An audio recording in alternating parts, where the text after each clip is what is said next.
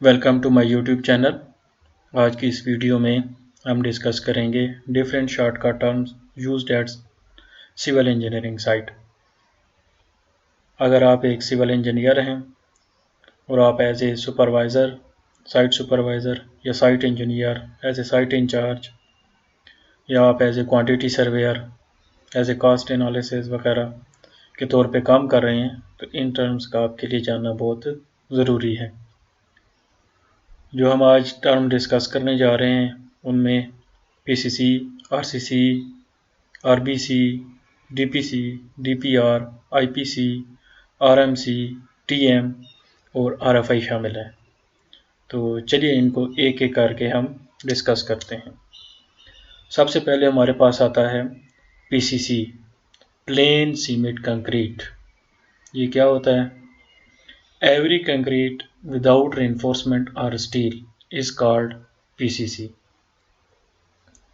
कोई भी हमारे पास कंक्रीट हो, अगर उसमें हम स्टील या रेनफोर्समेंट का इस्तेमाल नहीं करेंगे, इसके बगैर कोई भी कंक्रीट करेंगे, तो उसे हम क्या बोलेंगे? पीसीसी। आमतौर पर जो हम कंक्रीट यूज़ करते हैं एज ए पीसीसी, वो उसका रेशियो 1:4:8 होता है, 1:4:8। ये कंक्रीट हम जो है एज ए पीसीसी यूज़ करते हैं। लेकिन अगर हमारे पास रेशियो कंक्रीट का 1:4 हो और इसमें भी हमारे पास स्टील या रेनफोर्समेंट यूज़ ना किया गया हो, तो ये भी पीसीसी में ही आएगा। तो ये डेफिनेशन क्या होगी इसकी? एवरी कंक्रीट विदाउट रेनफोर्समेंट और स्टील इज कॉल्ड पीसीसी। जैसा कि ये हमारे पास कंक्रीट है, इसमें कोई रेनफोर्समेंट यूज़ नहीं की गई है, तो इसे हम क्या बोलेंगे? पीसीसी। दूसरा हमारे पास आता है RCC, reinforced cement concrete. Every concrete with reinforcement और स्टील इज कॉल्ड आरसीसी। हमारे पास जो भी कंक्रीट होगी जिसमें हम रेनफोर्समेंट या स्टील इस्तेमाल करेंगे, सरिया, स्टील, ये रेनफोर्समेंट एक ही चीज़ होती है, सरिया जिसे हम बोलते हैं, तो वो जिस कंक्रीट में यूज़ किया जाएगा उसे हम आरसीसी कहेंगे। जैसा कि ये पिक्चर में है, ये हमारे पास रेनफोर्समेंट है या स्टील है, ये हमारे पास कंक्रीट है, तो इसे हम क्या बोलेंगे? आरसीसी। तीसरी चीज़ हमारे पास है RBC, reinforced brick concrete. Concrete with reinforcement और steel and bricks to is called RBC. वो कंक्रीट जिसमें रेनफोर्समेंट या स्टील के साथ साथ ब्रिक्स का भी इस्तेमाल किया जाए, उसे हम क्या कहते हैं? आरबीसी। जैसा कि ये हमारे पास है, ये हमारे पास स्टील है, ये हमारे पास ब्रिक्स हैं, और इन शटरिंग लगा के स्टील बांध के फिर जहाँ पे जो हमारे पास स्पेसिंग है, ये यहाँ पे क्या रख देते हैं? ब्रिक्स रख दी जाती हैं और फिर ऊपर से कंक्रीट कर दी जाती है। यहाँ से थोड़ा सा इसका ये फ़ायदा होता है कि कंक्रीट की जो क्वांटिटी है वो इसमें कम पड़ती है और स्टील भी ज़रा इसमें कम पड़ता है। तो इसे क्या बोलते हैं? ऐसी कंक्रीट को हम क्या बोलेंगे? आरबीसी। चौथी चीज़ हमारे पास आती है डीपीसी, डैम प्रूफ कोर्स, या आप इसे डैम प्रूफ कंक्रीट भी बोलते हैं। Concrete used for dam proofing in wall space is called DPC. जो ये डीपीसी है, हम ये इसलिए करते हैं क्योंकि हमारे पास जो हम फाउंडेशंस बनाते हैं, फर्ज करें ये हमारे पास कोई सेक्शन ले लेता हूँ मैं वॉल का,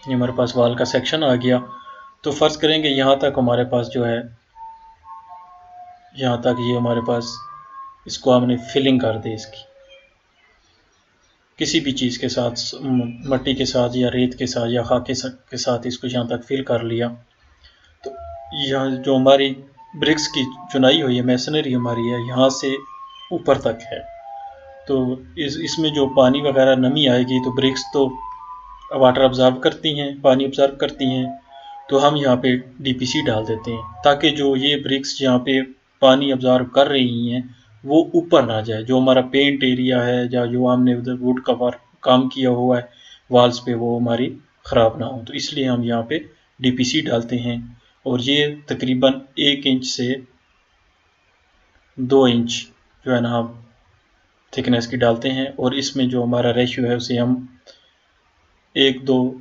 4 भी यूज़ करते हैं।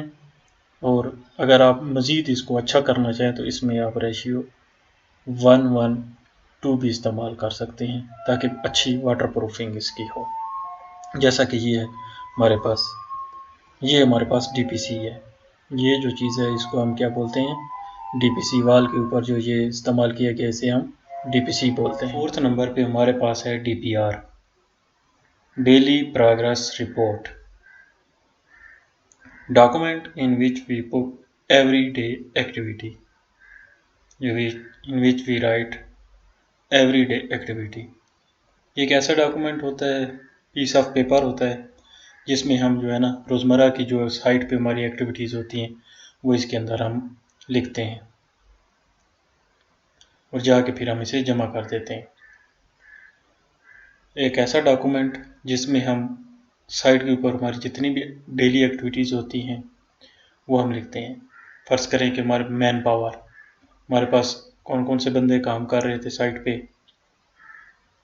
मटेरियल रिसीव्ड, कौन कौन सा मटेरियल आज साइट पे आया है, और कौन कौन सा काम साइट के ऊपर हुआ है। तो ये सारा जो जिस डॉक्यूमेंट में हम इंटर करते हैं और फिर से सबमिट करते हैं उसे हम DPR बोलते हैं, daily progress report. IPC, interim porter certificate, bill submitted during the running work. कुछ हमारे पास कॉन्ट्रैक्ट इस तरह के होते हैं जिनमें जो है ना हम वर्क डन के ऊपर जो है ना बिल सबमिट करते हैं।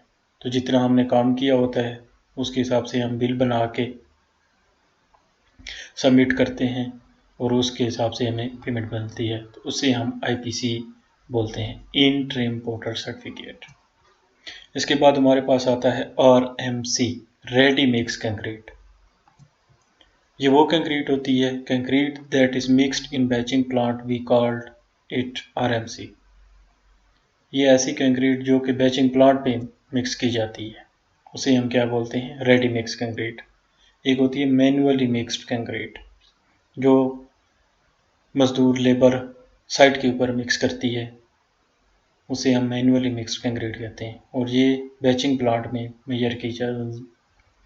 बैच की जाती है, तो इसे रेडी मिक्स कंक्रीट कहते हैं। ये इसका पोर्शन जो बैचिंग प्लांट है, ये हमारा सारा ओवरऑल बैचिंग प्लांट है। इसका ये जो पोर्शन है, ये इसमें सैंड और क्रश यहाँ से लोड की जाती है, और ये जो है इन्हें सेलोज बोलते हैं। ये सीमेंट फिल होता है इनमें, यहाँ से इसे सीमेंट फीड किया जाता है। इन 3 चीज़ों को यहाँ पे मिक्स करके रेडी मिक्स कंक्रीट तैयार की जाती है। तो RMC क्या हुआ, ready mix concrete that is mixed in batching plant, we called it RMC।